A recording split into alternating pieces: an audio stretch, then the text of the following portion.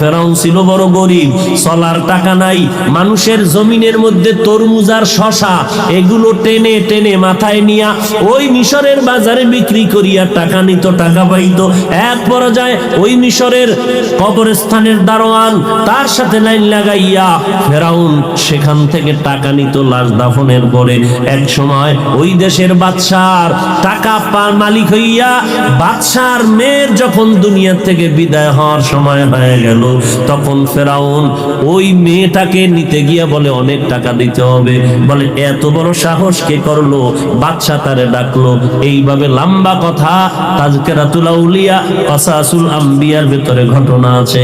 এই ফেরাউন এক পর্যায়ে বাদশা অসুস্থ হয়ে গেল, সারা দেশের মানুষের ট্যাক্স আদায় করে দিল। ফেরাউন বলল আমি আমার পক্ষ থেকে মানুষের ট্যাক্স আদায় করে দেই। যখন ট্যাক্স আদায় করে বলল কারো ট্যাক্স দেওয়া লাগবে না, আমি দিয়ে দিলাম। মানুষ মনে করলো এর মতো ভালো মানুষ আর কেউ হতে পারে না, এ তো জনগণের দরদি।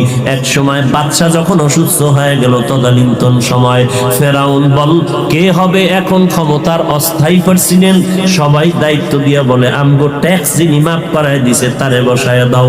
এই সেই ফেরাউন জিরো থেকে হিরো হইয়া নিজেকে এখন খোদা বলে দাবি করেছিল।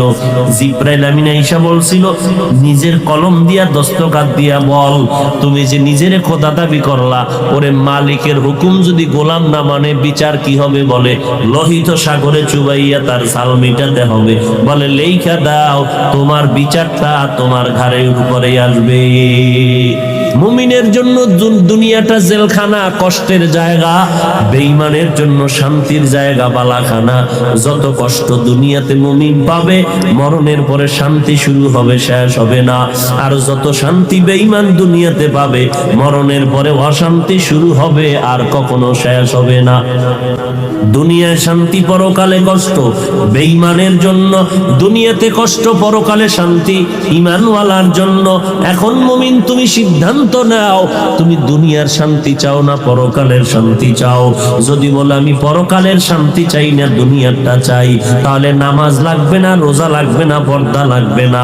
কালকে থেকে তুমি দাড়ি কামাও, শার্ট প্যান্টটাই লাগাইয়া মনের মতো চলো, বেপর্দায় চলো। দুনিয়ার শান্তি তুমি এক সপ্তাহের মধ্যে পেয়ে যাইবা, ধনীও হয়ে যাইবা, টাকার অভাব থাকবে না, সম্মানের অভাব থাকবে না, দুনিয়ার লাইনে সব তোমার পেয়ে যাবা। কিন্তু এই পাওয়ায় কোনো লাভ হবে না। এই সম্মান ফেরাউনও পেয়েছিল, এই সম্মান নমরুদও পেয়েছিল, এই সম্মান হামান কারুন পেয়েছিল, কিন্তু কই তাদের আজ হালাত? ফেরাউনের লাশটা মাটি পর্যন্ত গ্রহণ করে নাই।